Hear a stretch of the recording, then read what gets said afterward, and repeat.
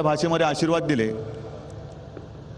आणि सरळ त्यांनी सांगितलं की उद्धवजी आप डरिए मत, हम आपके साथ है। म्हटलं डरणारा तर मी नाहीच आहे हो, डरायचं कोणाला आणि कशाला।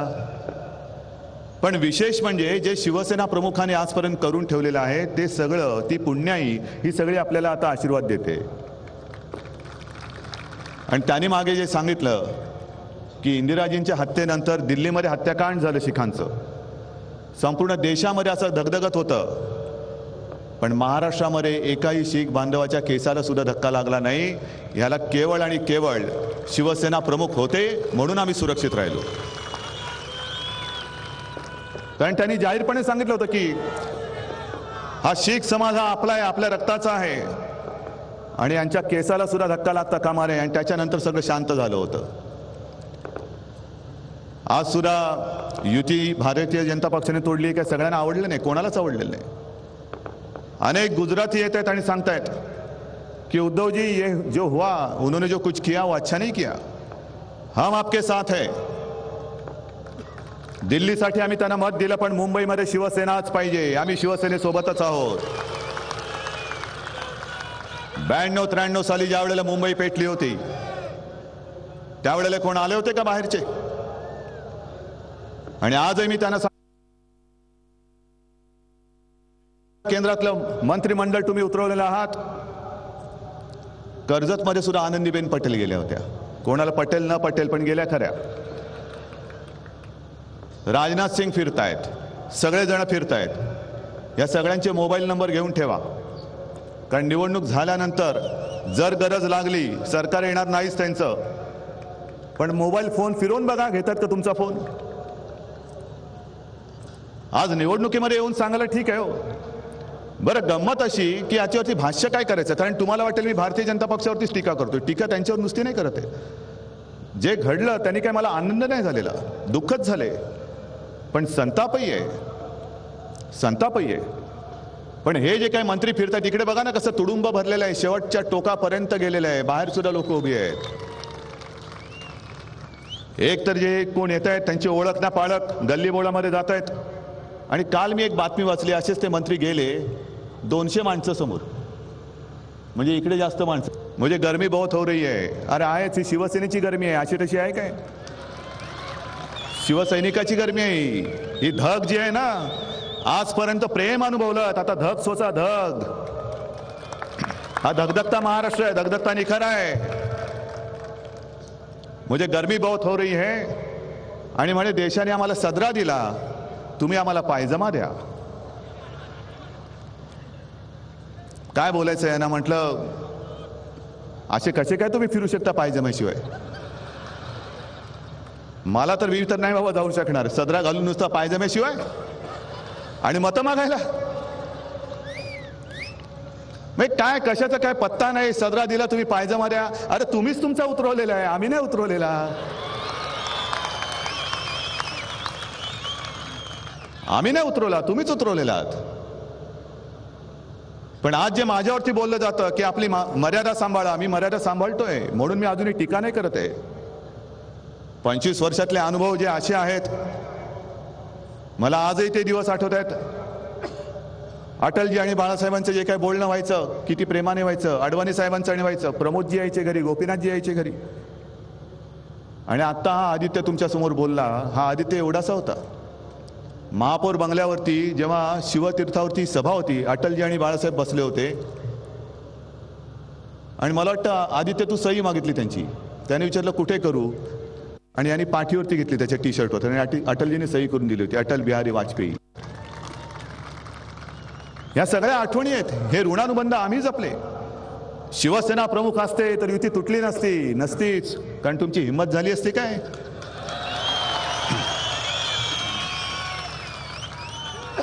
आणि मी सांगतो की ही युती झाली होती ती हिंदुत्वासाठी झाली होती। अटलजी बोलले होते अब हिंदू मार नहीं खाएगा। तेव्हा कोणतं स्वप्न होतं? फक्त भारतीय जनता पक्षाचे 2 खासदार होते दिल्लीमध्ये, आणि ते 2 खासदार असताना एक पहिली पोटनिवडणूक पार्ल्याची जी हिंदुत्वाच्या आधारावरती शिवसेना जिंकली होती, एकाकीच होती। आणि त्याच्यानंतर बाळासाहेबांनी आवाहन केलं होतं, या या आपली भगवी मन भगवी मत ही फुटू देऊ नका. जर का आपण फुटलो तुटलो तर मोठं संकट आपल्यावरती येईल. आणि ती युती झाली. त्या युतीमध्ये एक भावना होती, खेचाखेची नव्हती, तू का मी का तू का मी. आणि ती युती झाली. मी आजही मला असं वाटतं की आज दुर्दैव आहे, शिवसेना प्रमुख आपल्यात आहेत, त्यांना नाही दिसत आहेत, पण मला दिसत आहेत. हे जे काय चाललंय त्यांची प्रेरणा आहे. मी कोण आहे?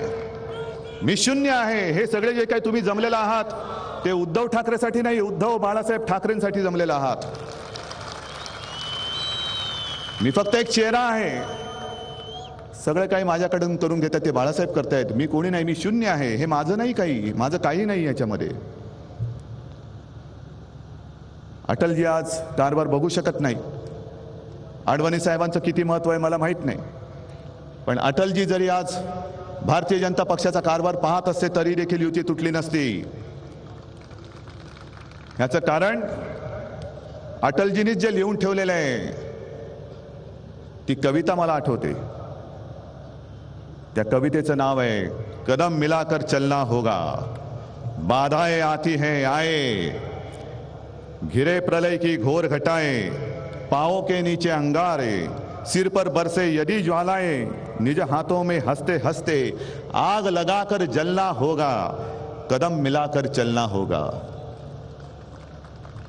काय अर्थ आहे त्याच्यामध्ये? हा अर्थ एकदा समजून घ्या. काय आपला नेता होता, कशी आपली युती होती. संकट योत, वाटेत निखारे असोत, अंगावरती ज्वाला जरी बरसल्या तरी चालतील, पण संकटामध्ये कदम मिलाकर चलना होगा. हात कधी सोडायचा नसतो, साथ कधी सोडायची नसते. संकट होती तेव्हा साथ होती. अब अच्छे दिन आने लगे तो साथ छोड़ दी. ठीक आहे, मी असं कोणाचं वाईट चिंतत नाही, पण प्रत्येक वेळेला जेव्हा जेव्हा संकट तुमच्यावरती आलं होतं ते त्याचा पहिला वार बाळासाहेबांनी झेलला होता. पहिला वार बाळासाहेबांनी झेलला होता. अगदी पहिल्यांदा सुद्धा 13 दिवसाचं मंत्रिमंडळ आलं, सरकार आलं. वाजपेयीजींनी फोन केला होता शिवसेना प्रमुखांना, बाला साहब मैं कैबिनेट बनाने जा रहा हूं, आपकी ओर से कौन किसका नाम आप देना चाहते हैं. आणि बाळासाहेबांनी सांगितलं होतं की अटलजी मला माहिती आहे तुमच्या समोर अनंत अडचणी आहेत. तेव्हा सगळे सोबत होते, जयललिता, ममता, समता, मायावती होत्या की नाही माहित नाही, पण जर का त्यांना मंत्रिमंडळात घेण्यासाठी तुम्हाला त्रास होत असेल तर त्यांना पहिलं घ्या, मला एकही मंत्रिपद देऊ नका, पण पहिलं तुम्ही त्या खुर्चीत बसा. पहिलं तुम्ही त्या खुर्चीमध्ये बसा. हे असं सगळे भाव बंद होते. असो, पुढे आणखीन बोलता बोलता काही येईल, पण आजची ही प्रचाराची शेवटची संध्याकाळ आहे. उद्या 5 वाजता प्रचार संपणार. तमाम शिवसैनिक आज पेटून उभा राहिलेला आहे. गावागावामध्ये मुलं सुद्धा आणि त्यांचे आजोबा सुद्धा.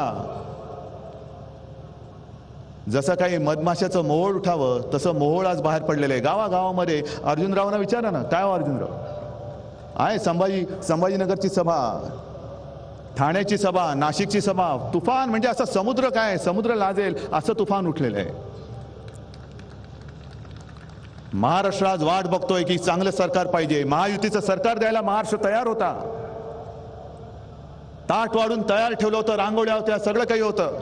या जेवायला बसा तुम्ही, पण कर्मदरिद्रपणा तुम्ही केलात. आज शिवसेनेचं एकट्याचं सरकार आणण्याची जबाबदारी मी घेऊन पुढे चाललेलो आहे. सोबत अर्जुनराव आहेत, शीख समाज आहेत, वारकरी आहेत. काँग्रेस काय, राष्ट्रवादी काय, खरं सांगतो तुम्हाला, काँग्रेस आणि राष्ट्रवादीची सगळी लखतर आपण लोकसभेमध्ये उतरवून ठेवली होती. म्हणजे ही निवडणूक प्रचार केला नसता तरी आपण जिंकलो होतो. आता प्रचार करून जिंकतो, जिंकणारच. पण पृथ्वीराज चव्हाण काय, अजित पवार काय, मी प्रत्येकाला जिथे जिथे जातोय तिथे त्यांना प्रश्न विचारतोय. जा विचारा, सगळ्यांना विचारा, काँग्रेसला विचारा, तुमचा मुख्यमंत्री कोण? पृथ्वीराज चव्हाण. अरे पृथ्वीराज चव्हाण अशा वेळेला आले की जेव्हा इथे त्यांना काँग्रेसमध्ये एक डोकं सापडत नव्हतं त्या खुर्चीवरती बसवायला. आणि त्यांचा आजचा जो प्रचार प्रमुख आहे तेच बोलले होते 2 महिन्यापूर्वी की पृथ्वीराज चव्हाण बिनकामाचा आहे, तेच जर का राहिले तर हे काँग्रेसचं जहाज बुडालच समजा. राजीनामा दिला होता त्यांनी. आता त्याच बुडत्या जहाजाचं कॅप्टन केलेलं आहे. कॅप्टन पण आणि बोट पण बुडते, जहाज बुडते, आपण कशाला बुडवायचं. पण जे पृथ्वीराज चव्हाण म्हणतायत मी स्वच्छ आहे. अरे स्वच्छ आहात तर साबणाच्या जाहिरातीत काम करा ना. तंदुरुस्ती की रक्षा करता है लाइफ बॉय, आणा फेस सगळीकडे आणि दाखवा आपण किती स्वच्छ आहात. बिनकामाचे मुख्यमंत्री म्हणून तुमचा जो काही लौकिक आहे, महाराष्ट्रावरती किती संकट आली, गारपीट झाली, काही झालं, दुष्काळ आला, तरी यांच्या डोक्यावरचा कोंबडा काय हलत नाही. कोंबडा माझा प्यारा आहे. आणि आता ते बोलतायत की यांनी आघाडी तोडली. ती सिंचनाची फाईल माझ्या टेबलवरती होती, ती जर का उघडली असती तर अजित पवारची जय ललिता झाली असती. आणि अजित पवारांबद्दल काय बोलायचं मी तुम्हालाही सांगतो. एक क्षणभर तुम्ही सोडून द्या. एक गंमत म्हणून प्रश्न तुम्हाला मी विचारतो, किंबहुना असं जर का मी तुम्हाला सांगितलं की मी अजित पवारांना मुख्यमंत्री म्हणून पाठिंबा द्यायला तयार आहे, फक्त एक अट आहे माझी, मंजूर आहे तुम्हाला? अरे अट तर ऐका, सोपी अट आहे. काय असं काय ते लहानपणीच्या गोष्टीत असंच आहे ना, 60 टेकड्या पार करून 7 समुद्र पार करून गुलबकावलीचं फूल, तसं वगैरे काय नाहीये. एकच साधी सोपी अट, अजित पवारांकडे जायचं आणि 1 ग्लास पाणी पिऊन यायचं. अजित पवार मुख्यमंत्री, निवडणुका नको, काही नको, सगळे आम्ही माघार घेतो, अजित पवारला मुख्यमंत्री करून टाका. या लायकीची ही माणसं. पृथ्वीराज चव्हाण सुद्धा काही कमी नाहीयेत. ग्रामीण भागामध्ये गेल्यानंतर लोक आक्रोश करतायत, पाणी पाहिजे, पाणी पाहिजे, वीज पाहिजे, काम पाहिजे, शिक्षण पाहिजे, आरोग्याची सोय नाही. एकाकडे पाणी मागायला गेल्यानंतर लघवी करण्याची भाषा केली गेली. आणि पृथ्वीराज चव्हाणांकडे ते निळवंडे धरण आहे, ते अजून तसंच आहे, पाणी त्याचं मिळतच नाही. ती नगरची लोक गेली होती, तरी एकतर मुख्यमंत्री येतच नाहीत. आणि जर का कुठे कशासाठी आले आणि त्याच्यासमोर जर काही आपली लोक गेली तर पोलीस अंगावर सोडतात आणि त्या तहानलेल्या लोकांची डोकी फोडून टाकतात. म्हणजे कशासाठी आली होती लोक पाणी मागायला लोक आली. पाणी तर दूरच राहो, पण डोकं फोडून त्याचं रक्त सांडणारी अवलाद ही पुन्हा तुम्ही निवडून देणार आहात? मग पृथ्वीराज चव्हाण असो, अजित पवार असो, मग आता राहिले कोण? भारतीय जनता पक्ष. त्याने जाऊन विचारा ना तुमचा मुख्यमंत्री कोण. जाऊ द्याच्या पुढे पण बरंच काही काय आहे, मी बोलत नाही आता. पण मुख्यमंत्री कोण? कारण एक तर त्या भारतीय जनता पक्षामध्ये एक वाक्यता नाही. मोदी एका ठिकाणी बोलले की जोपर्यंत मी दिल्लीत आहे तोपर्यंत मी महाराष्ट्राचे तुकडे पडू देणार नाही. आणि 15 मिनिटाच्या आत त्यांचे प्रदेशाध्यक्ष बोलतात देवेंद्र फडणवीस, हे नाही म्हणे मोदीजी जे बोलले ते मुंबईबद्दल बोलले. अरे मुंबई तर कोणाची माय व्हायले महाराष्ट्रापासून तोडायची ते मी बघतो.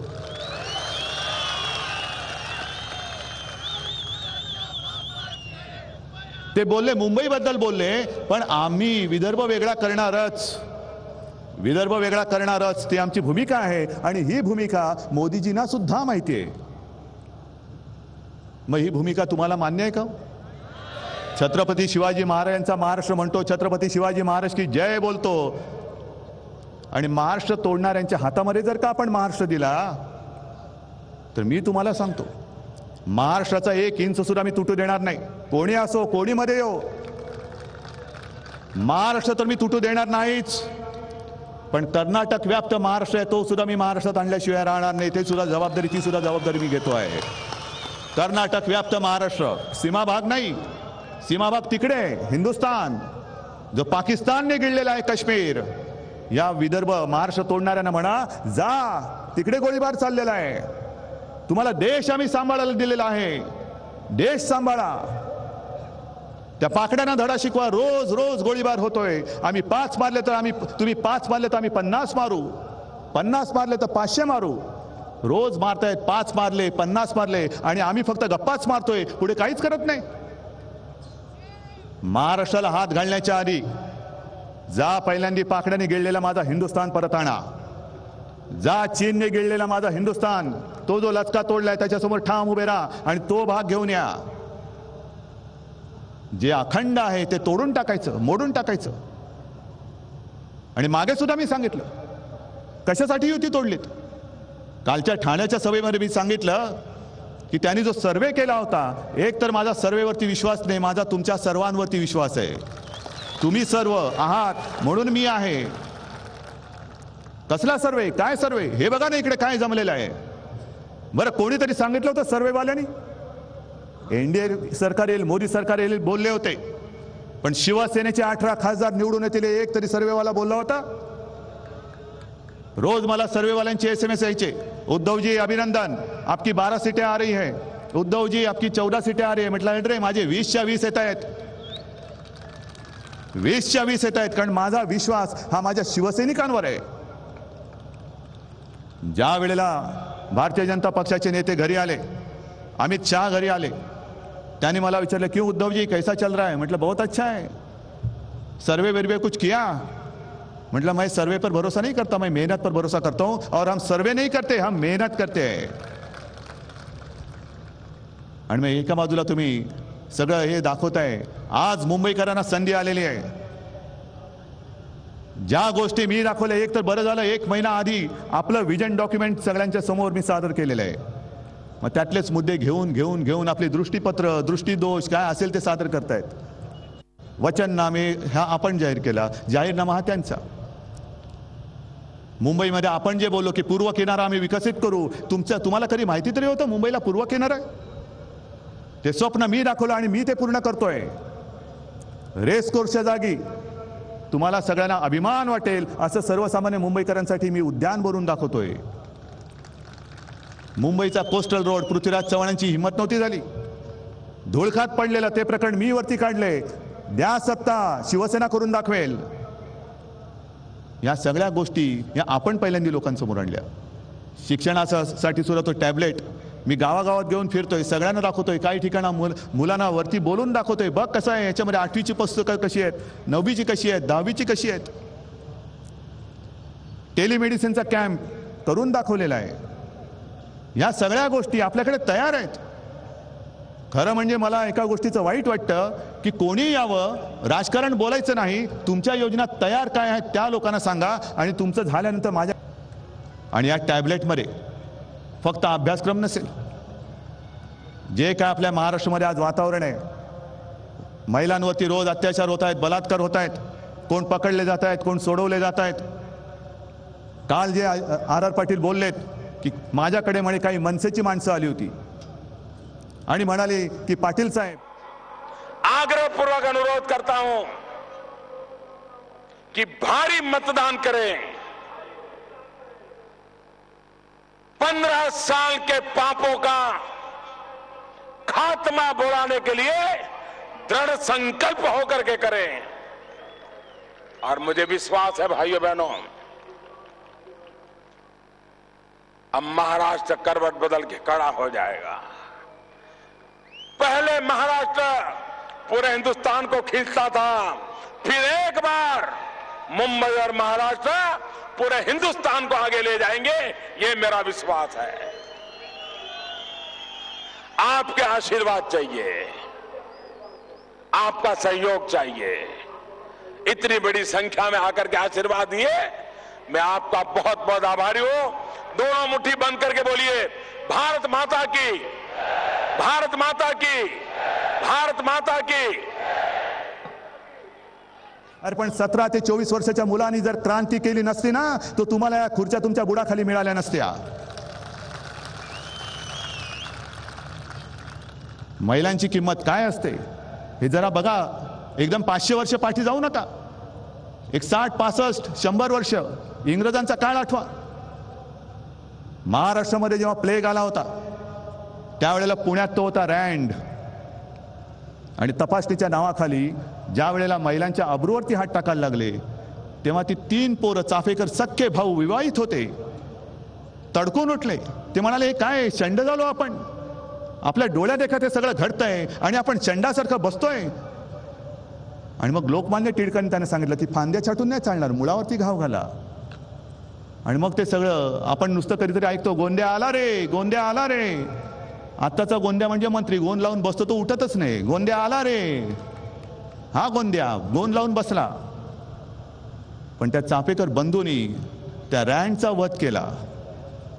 रँडचा वध झाल्यानंतर मग काय घडलंय तुम्हाला सगळं माहिती आहे. चाफेकर बंधू पकडले गेले आणि ते पकडले गेल्यानंतर साहजिकच आहे त्यांना फाशी दिलं गेलं.